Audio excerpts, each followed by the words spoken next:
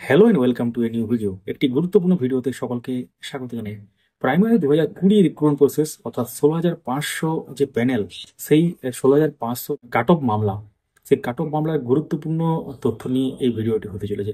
অর্থাৎ মহামান্য আদালতে কি হলো, মাননীয় বিচারপতি কি নির্দেশ দিলেন, সমস্ত ব্যাপারটা আপনারা এই ভিডিওর মাধ্যমে জানতে পারবেন। তো শেষ পর্যন্ত দেখতে থাকুন। অবশ্যই চ্যানেলটিকে সাবস্ক্রাইব করে রাখুন, পাশে থাকা বেল আইকন প্রেস অল করে দেবেন, তাহলে ইম্পর্টেন্ট যে আপডেটগুলো সেগুলো মিস করবেন না। যারা ফেসবুক থেকে দেখছেন আমাদের এই পেজটিকে ফলো করতে ভুলবেন না। শুরু করা যাক। তো মামলাটি উঠেছিল এক দুদিন আগে এবং সেখানে আদালতের যে ব্যাপারটা হয়েছে সেই ব্যাপারটা নিয়ে ভিডিওটি হতে চলেছে। ভিডিওটি লাইক করে রাখুন, তাহলে পরবর্তী ভিডিওগুলো পেতে কোনো অসুবিধা হবে না। এবং যারা নতুন দেখছেন অবশ্যই সাবস্ক্রাইব করে রাখুন, আমরা আগেও বললাম। তো মহামান্য আদালতে মামলাটি উঠেছিল এবং সেখানে পিটিশনারদের যেটা দাবি যে তাদের থেকেও কম নম্বর পেয়ে অনেকেই চাকরি করছেন 16,500 প্যানেলে। তো এটি শোনার পর বোর্ডের পক্ষে যিনি আইনজীবী তিনি সে আগের মামলাটা কথা উল্লেখ করেন, অর্থাৎ আলী হোসেন মন্ডল যে ব্যাপারটা 3,929 যে ব্যাপারটা মহামান্য সুপ্রিম কোর্টে যা খারিজ হয়েছে, অর্থাৎ ডিলে দেখিয়ে বা নিয়োগ প্রক্রিয়ার যে প্যানেল এক্সপায়ারির কথা দেখিয়ে সেখানে বাতিল করা হয়েছে সে ব্যাপারটা কিন্তু তুলে ধরেন।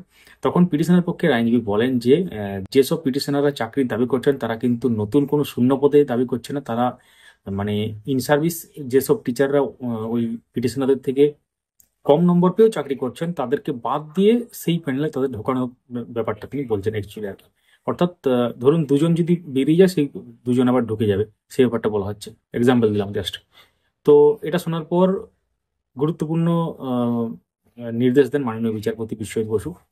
তো মাননীয় বিচারপতি বিশ্বজিৎ বসু যে নির্দেশটা দিয়েছেন সেটা হচ্ছে ইন সার্ভিস যেসব টিচাররা দের বিরুদ্ধে অভিযোগ যে এরা কম নম্বর পেয়েছে তাও মেরিটের মধ্যে এসে গিয়েছিল এবং তারপর কিন্তু তারা চাকরি পেয়েছে, তো সেটা কিন্তু তাদের যেসব টিচারদের কথা উল্লেখ করা ছিল এবং সেই সব টিচারদের তথ্য তলব করেন এবং তাদের যে বর্তমান স্কুলের কোন স্কুলে চাকরি করেন তাদের নাম, অ্যাড্রেস এবং সমস্ত রকম ডিটেলস, এবং সেখানে পিপিএল টিচার যে রেশিও বা পিটিআর যেটা সেটাও কিন্তু সমস্ত রকম যে তথ্য এবং কোন ডিপিএস এর আন্ডারে তারা চাকরি করছেন সমস্ত ব্যাপারটা কিন্তু তথ্য তলব করেন এবং সেটা কিন্তু পরবর্তী শুনানিতে তার আগে কিন্তু জমা দিতে বলা হয়েছে।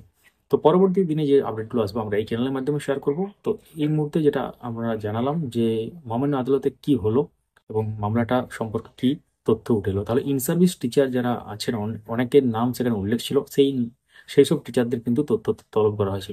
সমস্ত ইন সার্ভিস টিচারদের এটা ব্যাপার কোনো না, কোনো ভয়ের কিছু নেই। এবং এক্ষেত্রে 16,500 প্যানেলেরও ক্ষেত্রে কোনো প্রবলেমের কিছু নেই, কিন্তু ওই যে পার্টিকুলার যে মোটামুটি টিচারদের যে নাম এবং এড্রেস সহগে যে সমস্ত রকম তথ্য তলব করা হয়েছে, ব্যাপারটা কোন দিকে যায় এখন দেখার বিষয়। অর্থাৎ পিটিশনারদের থেকে তারা কম নম্বর পেয়ে চাকরি করছেন, সেটাই হচ্ছে মেন অভিযোগ 2020 রিক্রুটমেন্ট প্রসেস, ওটা 16,500 প্যানেলে।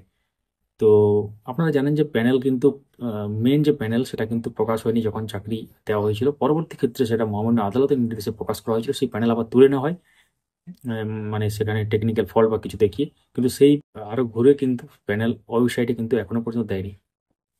তো প্যানেল দেওয়ার যখন প্যানেলটা একবার দেওয়া হয়েছিল তারপর থেকে বিভিন্ন ধরনের অভিযোগ উঠেছে, তাছাড়া কিন্তু মেরিটটা জানতেই পারতো না অনেকে, এবং তার সাথে যখন নিয়োগ হয়েছিল তখন একটা লিস্ট দেওয়া হয়েছিল, সেটা আলাদা ব্যাপার।